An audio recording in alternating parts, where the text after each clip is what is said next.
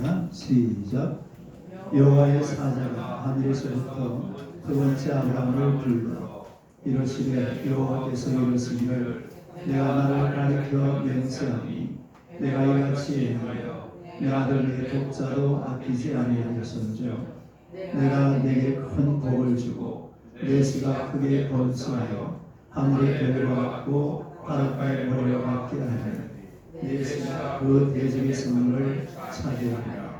또 내 씨로 말미암아 천하 만민이 복을 받으리니 이는 내가 나의 말을 준행하였습니다 하셨다 하니라. 이 아브라함은 그의 종들에게로 들어가서 함께 떠나 베엘스바에 이르러 거기 거주하였더라. 아멘. 이게 무슨 소리예요? 저기 공기청정.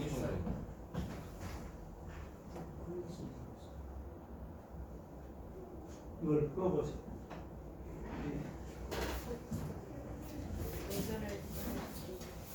아니 저기 위에. 누구야 저 나오세요. 이거 시끄러운데. 스피커 소리인가 이거? 몰래. 인사하겠습니다.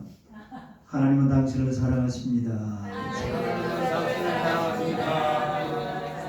한번 더 인사하세요. 당신은 축복의 통로이십니다.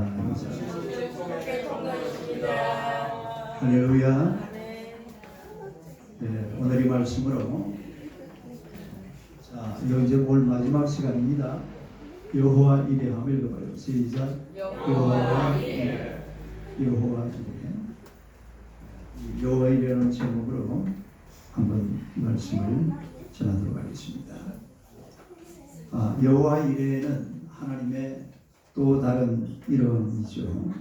하나님께서 준비하신다, 그런 뜻을 가지고 있습니다.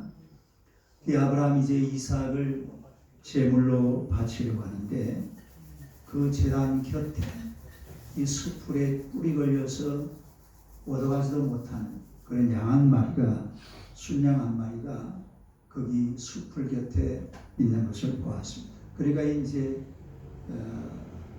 아브라함이 이 순양을 잡아다가 그리고 번제를 드리고 하나님 앞에서 그 땅 이름을 가리켜서 여호와 이레라 그렇게 말했어요.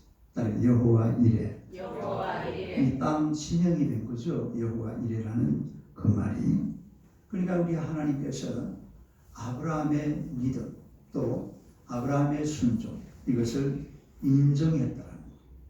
아브라함의 믿음을 인정하고 아브라함의 순종을 인정하고 또 하나님께서 감동을 먹은 겁니다.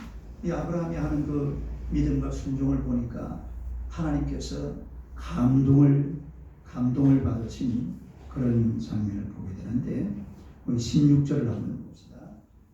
16절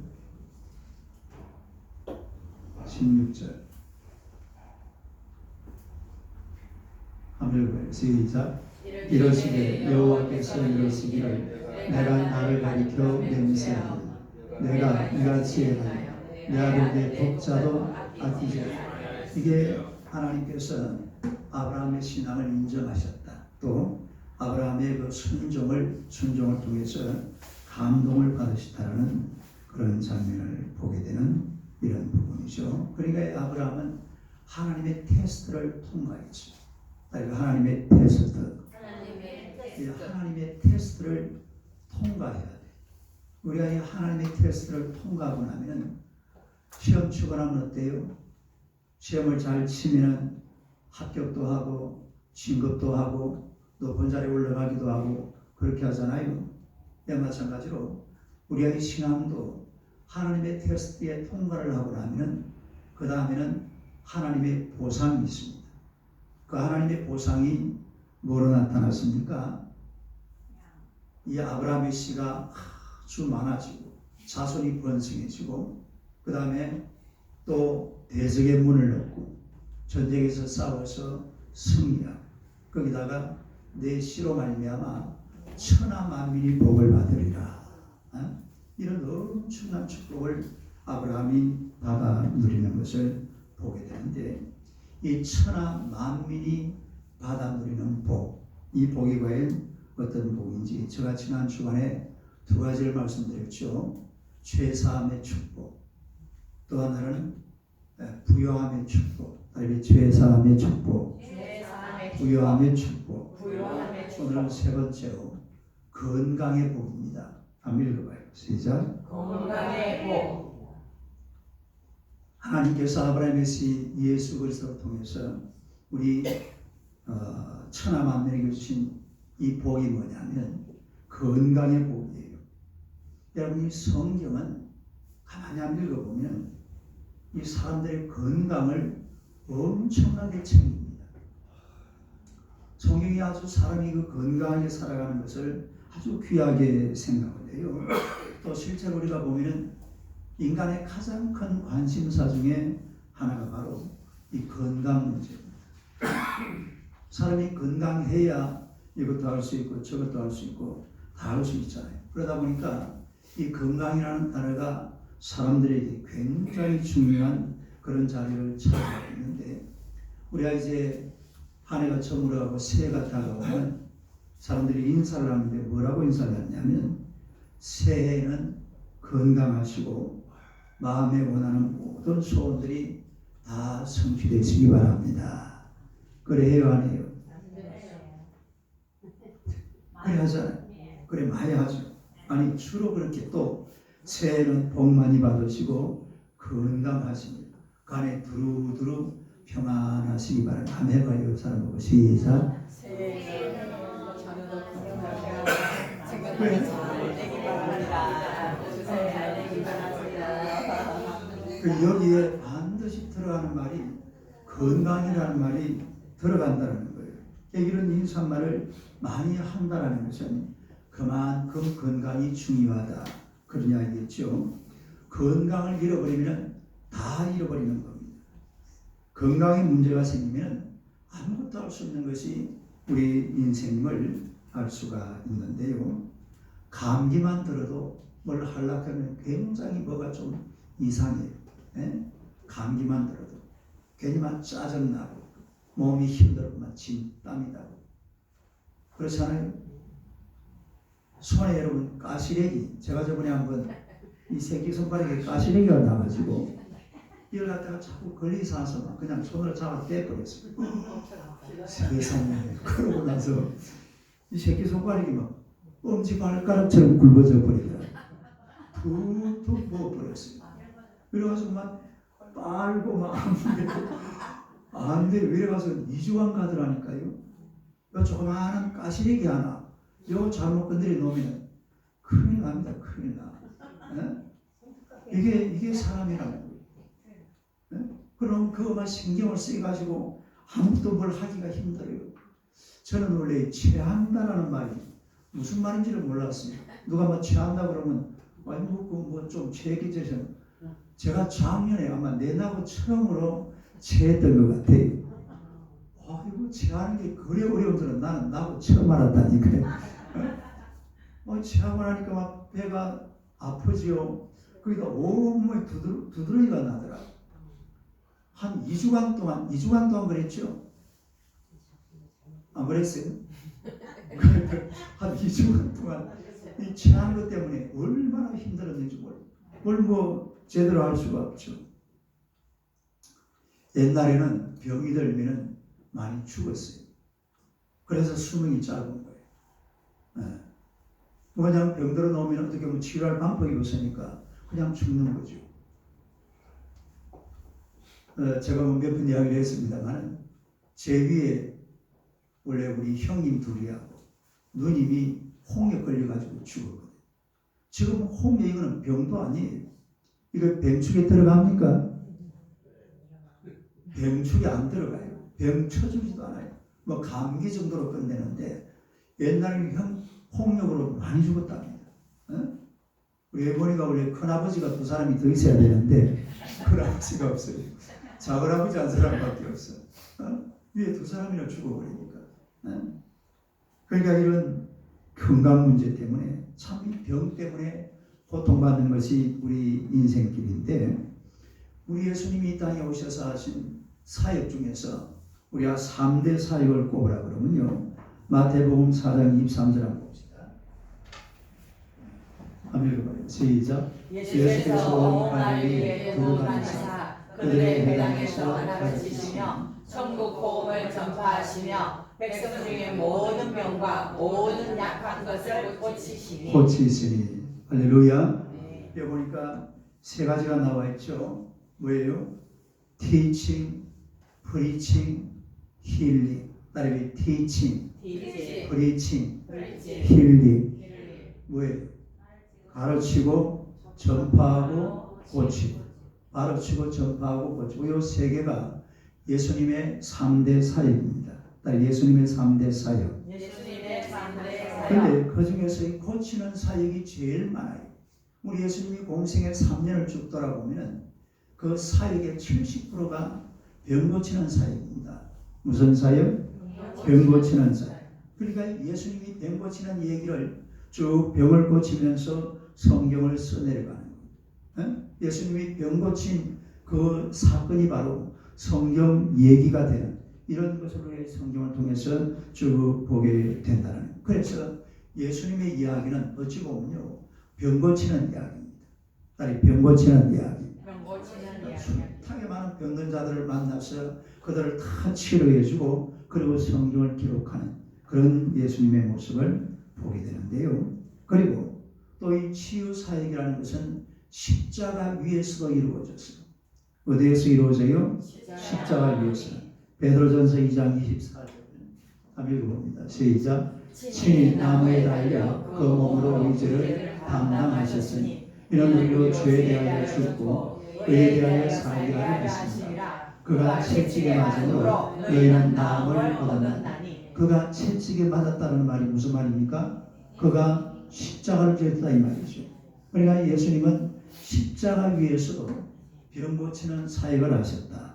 치유 사역을 하셨다는 것을 알 수가 있다는 거예요. 이사야 53장 5절에도 이런 말이 나오죠. 읽어봐요. 시작. 그가 찔림은 우리의 허물 때문이요 그가 상함은 우리의 죄악 때문이라. 그가 진리를 받음으로 우리는 평화를 누리고 그가 채찍에 맞음으로 우리는 나음을 받았도다. 할렐루야. 그러니까 예수님께서 찔림으로 채찍에 맞으심으로 오늘 저와 여러분들은 나음을 입었다. 결국 예수님은 십자가 위에서도 그냥 죽으신 게 아니에요. 십자가 위에서 오늘 우리의 치유를 위해서 거기서도 사역하신 줄로 믿습니다. 저가 채찍에 맞음으로 너희는 나음을 입었다. 또 이 예수님의 그 이 사역, 병 고치는 사역이 누구에게로 넘어가냐면 제자들에게로 그대로 넘어갑니다. 베드로, 바울, 12제자 다 병 고치는 권세를 예수님께서 허락해 주셨어요. 베드로가 성경 위문에 앉아있는 이 안전뱅이를 만났을 때에 베드로가 뭐라고 외쳤나요? 은과 금은 내게 없거니와 내게 있는 것으로 내게 주노니 곧 나사렛 예수 그리스도의 이름으로 일어나 걸어라. 할렐루야. 그러니까 이 안전뱅이가 벌떡 일어나더니만 걷고 뛰고 찬양하면서 그리고 성전으로 들어가는 이런 장면도 우리가 보았습니다. 그리고 또 어떤 일이 있었느냐면 사도행전 5장 15절 한번 봐봐요. 시작. 심지어 병든 사람을 메고 거리에 나가 침대와 요 위에 누이고 베드로가 지나갈 때에 혹 그의 그림자라도 누구에게 덮일까 봐. 뭘 덮일까? 그러니까 베드로의 그림자만 덮여도 병이 치료됐다는 거잖아요. 예? 베드로의 그림자를 밟으면 그 그림자가 지나치면서 병든 자들이 고침받는 그런 아주 놀라운 역사가 일어났다는 것을 우리가 성경을 통해서 알 수가 있습니다. 바울도 마찬가지예요. 사도행전 19장 12절 한번 봐봐요. 시작. 심지어 사람들이 바울의 몸에서 손수건이 앞치마를 가져다가 병든 사람에게 맞으면 그 병이 떠나고 악기로 나가더라. 그러니까 바울이 뭘 가지고 손수건이나 앞치마를 병든 자들에게 얹으니까 거기서 병도 나가고 악기도 떠나간 줄로 믿습니다. 할렐루야. 이런 병 고치는 역사가 예수님을 통해서 십자가를 통해서 그리고 베드로 바울을 통해서 계속 이어지는 이런 모습을 보게 된다는 거예요. 그래서 이 베드로나 바울이 배모치는 것은 예수님의 권세와 능력입니다. 따라서 예수님의 권세와 능력. 예수님의 권세와 능력으로 이런 질병들을 치료하셨다는 거죠. 또 우리 디모데전서 5장 23절 한번 봅시다. 한번 읽어봐요. 시작. 이제부터는 물만 마시지 말고 내 위장과 자진하는 병을 위하여 포도를 조금씩 써라. 포도주를 뭘 쓰라고 그랬어요? 포도주를 조금씩 써라. 올려 지금 포도주가 여기 있습니다. 예? 포도주를 조금씩 써라. 그러니까 포도주가 질병을 고치는데 유익하다 이 말이죠. 도움이 된다. 이런 얘기입니다. 조금씩 써라. 조금씩. 포도주를 많이 쓰라 안 그랬어요. 오늘 교회 가니까 목사님이 설교하시는데 포도주 쓰라 그러더라. 하루에 조금씩. 그걸 많이 쓰는 게 아니에요. 에? 많이 쓰면 곤란한 거죠. 또 한 절 더 볼까요? 야고보서 5장 14절 시작. 너희 중에 병든 자가 있느냐? 그런 교회 장로들을 청할 것이요 그들은 주의 이름으로 기름을 바르며 그를 위하여 기도하였지니라. 뭘 바르며? 기름을 바르며 그를 위하여 기도하였습니다. 그러니까 옛날에는요, 실제 요즘 우리가 이 기름을 통해 가지고서 치유하는 이런 게 우리 사모님이 요즘 기름으로 이렇게 치유하는 이런 거를 하고 있는데 기름을 발라가면서 병을 고쳐라. 그러니까 첫째는 뭘 쓰라고 그랬어요? 포도주를 써라. 또 뭘 발라라? 기름을 발라. 이건 무슨 말이냐면 약을 쓰라 이 말입니다. 뭘 써요? 약을 쓰고 의사의 도움의 손길을 받으라 이 말이죠. 그냥 우리가 병들었는데 무작정 그냥 막 냅다 대고 막 예수님이 병 고쳐준다고 그랬으니까 내 병은 예수님이 고쳐줄 거야. 예수님이 고쳐주시라 돼. 이래가지고 막 거기만 대놓고 막 가만히 있으면 안 돼요. 배가 아프면 할명수도 사먹고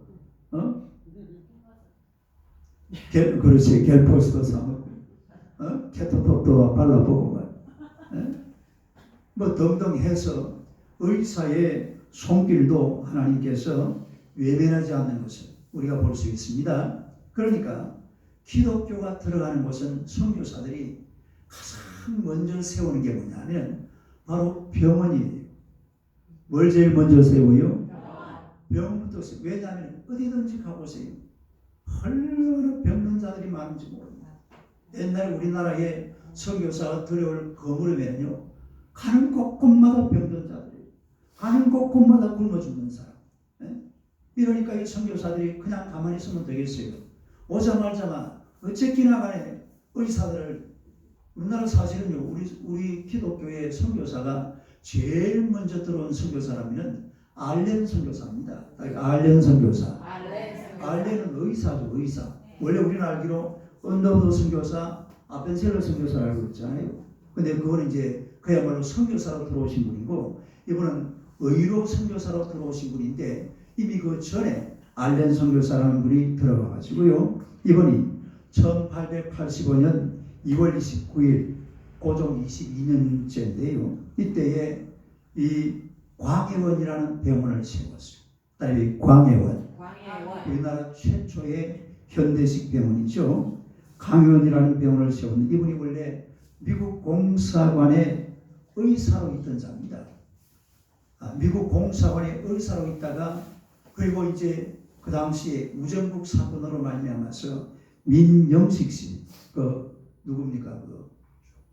명성황후 민비의 오빠 되는 사람이죠. 이 민영희 씨를 치료하다가 그리고 청나라 병사들을 치료하고 그래가지고 결국은 궁중에 아주 그 의사로 발탁이 됐어요. 그래가지고 이분이 고종황제한테 건의를 해가지고서 광해원을 만들었습니다. 그게 3월 12일 날 이름을 고치죠. 제중원으로. 그다음에 광해원, 제중원. 그리고 우리나라 최초의 현대식 의료기관 뭐라고요? 이름은 한국말인데 누가 시작한 겁니까? 미국 알렌 의사가 시작한 거예요. 미국 선교사가 시작했다 이 말이에요. 그리고 이 미국인 실업가가 한 번은 언더우드 선교사가 미국에 가서 한국의 이 상황을 보고를 했습니다. 보고를 하는데 거기에 누가 앉아 있었냐면 세브란스라는 사람이 앉아 있었어요. 네? 세브란스. 딸이 세브란스. 세브란스 하니까 생각나죠? 네, 저거잖아요. 네? 세브란스. 이분이 들어보니까 아이고 한국에 병원이 필요하구나. 내가 돈 댈 테니까 병원 지어. 이래가지고 그 당시에 정말 우리나라에서는 상상도 못할 엄청난 건물. 세브란스 요거는 광해원, 제중원, 광해원이고 이게 세브란스. 이 당시 우리나라에 이런 건물이 없어요. 1904년도입니다. 몇 년? 이게 1904년도예요. 그리고 이 세브란스가 생기면서 제중원이라는 이름이 없어지고 그리고 세브란스 병원이 자리를 잡게 된 거죠. 그야말로 우리나라의 최초의 현대식 병원은 무슨 병원? 그 미국의 프리찬 실업가입니다. 세브란스라는 사람. 언더도 선교사가 선교 보고하는데 그 자리에 앉아 있다가 감동을 받아가지고 자기 돈으로 전적으로 이 세브란스 병원을 지어준 분이 바로 세브란스라는 그런 분입니다. 서울대학교 병원도 마찬가지입니다. 서울대학교 병원은 1885년에 설립된 이 왕립병원이죠. 딸 왕립병원. 그게 바로 광해원입니다.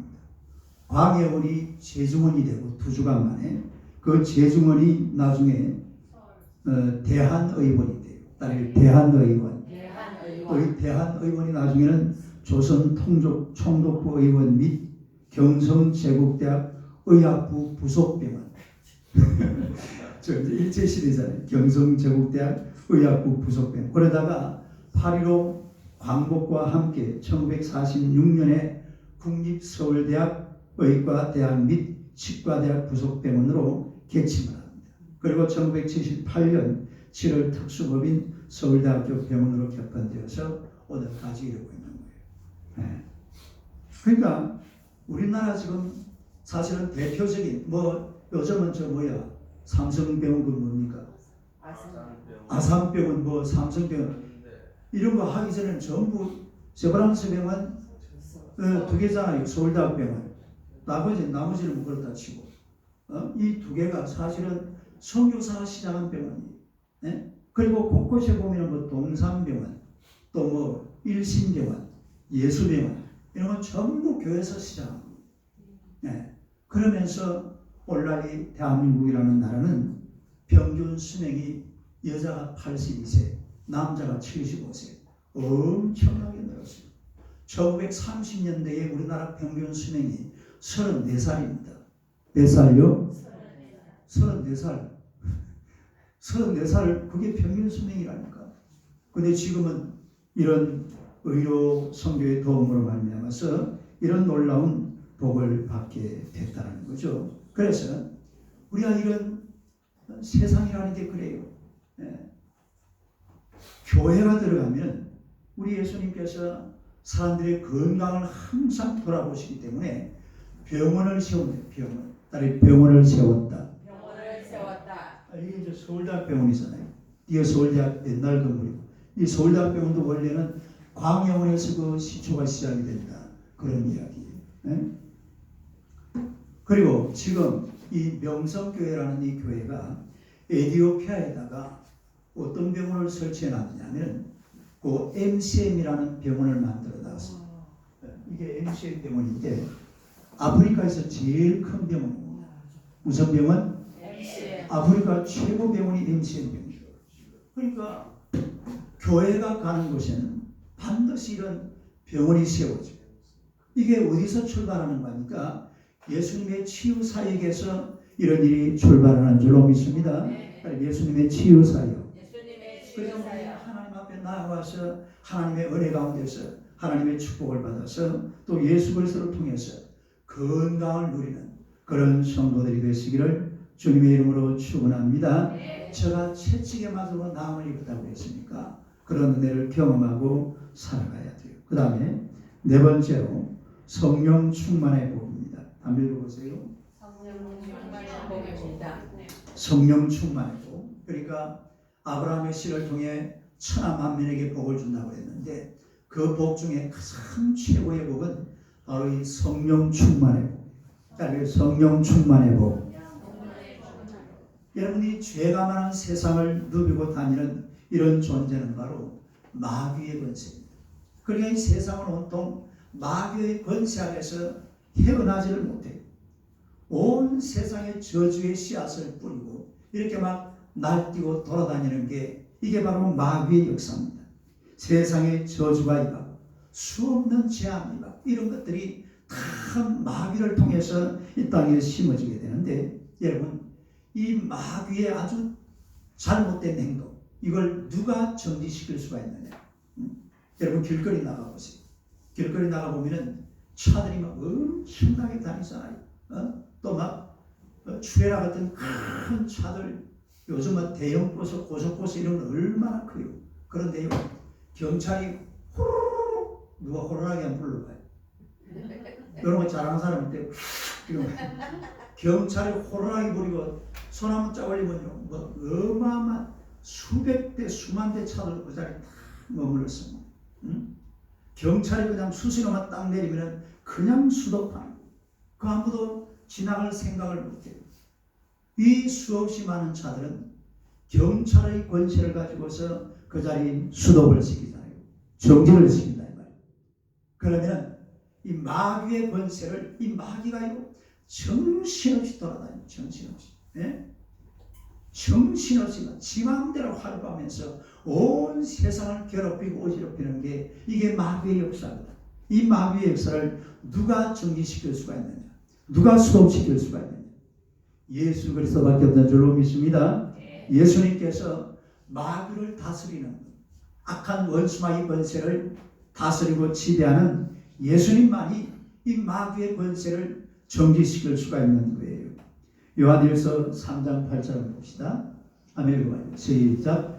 죄를 짓는 자는 마귀에게 속하니 마귀는 처음부터 범죄합니다. 하나님의 아들이 나타나신 것은 마귀의 일을 멸하려 하십니다. 하나님의 아들이 나타나신 것은 마귀의 일을 멸하려 하십니다. 우리 예수님께서는 마귀의 일을 멸하시려고 이 땅에 오신 줄로 믿습니다. 이 마귀가 지배하는 세상을, 이 마귀의 권세를 중단시키고 하나님의 은혜를 베풀 자는 예수 그리스도밖에 없는 거예요. 창세기 3장 15절 봅시다. 아멘. 시작. 내가 너로 여자와 원수가 되게 하고 내 후손도 여자의 후손과 원수가 되게 하니 여자의 후손은 내 머리를 상하게 할 것이요 너는 내 발꿈치를 상하게 할 것입니다. 여기서 보면은 여자의 후손은 예수 그리스도를 말합니다. 아니, 예수 그리스도. 너는 뱀의 후손이에요. 그러니까 마귀의 권세를 말합니다. 그런데 마귀가 예수님의 뭘 상하게 했다고 그랬죠? 발꿈치를 상하게 하고, 예수님은 마귀의 머리를 상하게 했다고 그랬죠. 머리를 상하게 했다. 그런데 이 상하다라는 말이 히브리어로 보면 슈프라는 단어로 쓰여져 있습니다. 따라서 슈프라는 단어로 쓰여져 있는데, 이 슈프라는 단어가 무슨 뜻이냐면 때리다. 리빙 바이블에는 때리다라고 되어 있어요. 그 다음에 KJV, 킹제임스 버전에 보니까 타박상을 입히다. 따라서 타박상을 입히다. 그 다음에 NIV 성경에 보면은 눌러서 뭉개다. 시작. 눌러서 뭉개다. 그러니까 예수님께서 마귀의 머리를 상하겠다 이 말이 무슨 말이냐면 마귀의 머리를 때렸다. 마귀의 머리를 때려서 타박상을 입혔다. 마귀의 머리를 뭉개서 어떻게 눌러서 뭉개버렸다. 그 마귀의 머리를 예수님께서 눌러가지고 어떻게 버렸다고요? 뭉개버린 거예요. 밟아가지고 자가자가 밟아버렸다 이 말이에요. 마귀의 머리도 아니고 대가리 지금까지. 마귀의 머리를 예수님께서 밟아서 뭉개버렸다 이런 뜻입니다. 이 머리라는 것은 한 개체의 대표를 이야기하는 거잖아요. 또 인간이나 동물 중에서 가장 중요한 부분이 바로 머리 부분입니다. 그 머리를 눌러서 뭉개버렸으니까 완전히 마귀의 권세는 그야말로 여러분 뱀 잡아봤어요? 뱀 잡으면 머리를 먼저 잡아봤어요? 못 잡았지. 남자들이. 저는 뱀 잘 잡습니다. 뱀 잡기를 한 번만 잡아보면 아주 뱀 잡기가 쉬워요.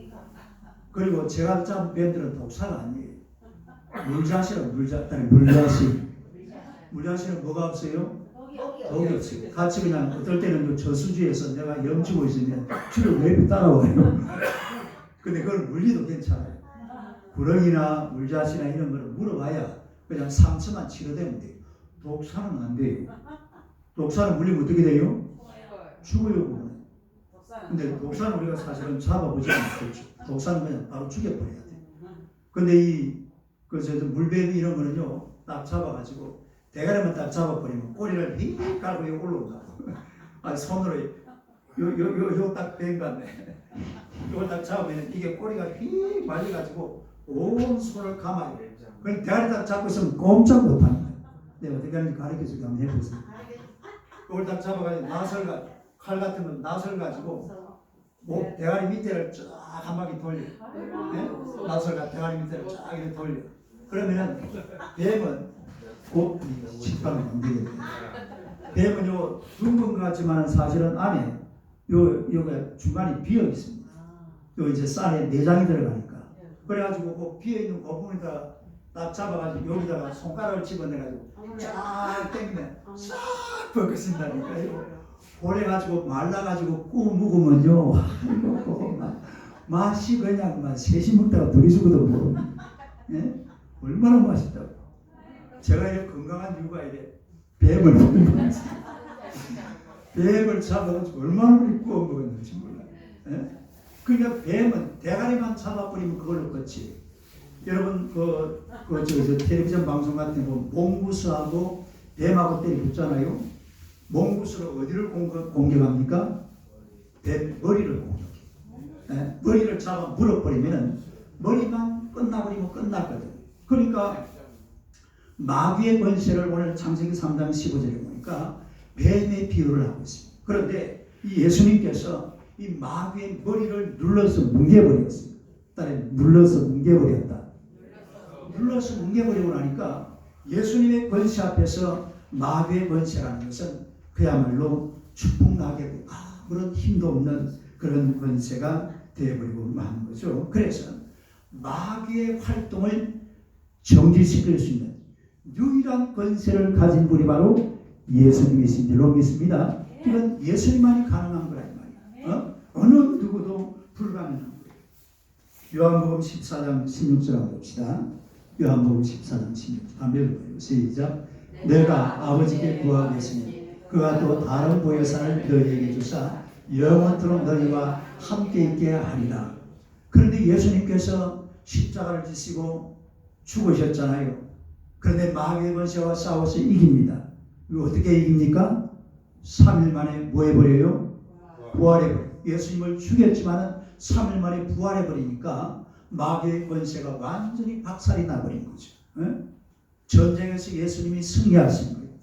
그리고 예수님께서는 하늘로 올라가시기 전에 하신 말씀이 바로 이 말씀인데요. 내가 아버지께 구하겠으니 그가 또 읽어봐요. 시작. 다른 보혜사를 너희에게 주사 영원토록 너희와 함께 있게 하리라. 이 다른 보혜사가 바로 성령을 말하는 겁니다. 따르게 성령. 그리고 예수님은 인간으로 사시다가 하나님이시지만 그리고 세상을 떠나셨기 때문에 하늘나라로 올라가시고 그 다음에 예수님 대신에 이 땅에 내려오신 분 그분이 누구라고요? 바로 성령님. 근데 이거 잘 보세요. 이 지금 다른 보혜사 따르게 다른 보혜사 다른이라는 이 말을 헬라어에 보면은 두 단어가 나옵니다. 하나는 알로스라는 단어가 있어요. 따르게 알로스. 알로스라는 단어는 같은 종류인데 다른 것을 말합니다. 예를 들어서 이 마이크 두 개, 이 같은 종류입니까? 다른 종류입니까? 같은 종류인데 사실은 다른 거예요? 같은 거예요? 다른 거죠. 같은 종류인데 두 개니까 다른 거잖아요. 그러니까 이런 것을 알로스라고, 따르게 알로스. 그 다음에 다른 건데 다른 거, 그거는 헤테로스, 따르게 헤테로스. 컵하고 마이카, 이 같은 거예요? 다른 거예요? 다른 건데 또 다른 거죠. 그걸 가리켜서 헤테로스라는 단어를 씁니다. 그런데 오늘 이 본문에 나오는 이 다른 보혜사라는 말을 쓸 때 우리 하나님께서 알로스라는 단어를 쓰고 있습니다. 따르게 알로스. 그러니까 다른 보혜사라는 말은 같은 분인데 다른 분이라 이 말입니다. 따르게 같은 같은 분인데 다른 분. 어떤 분이라고요? 같은 분인데 다른 분이라는 거예요. 그러니까 같은 하나님이신데 다른 분. 예수님 대신에 누구란 말이에요?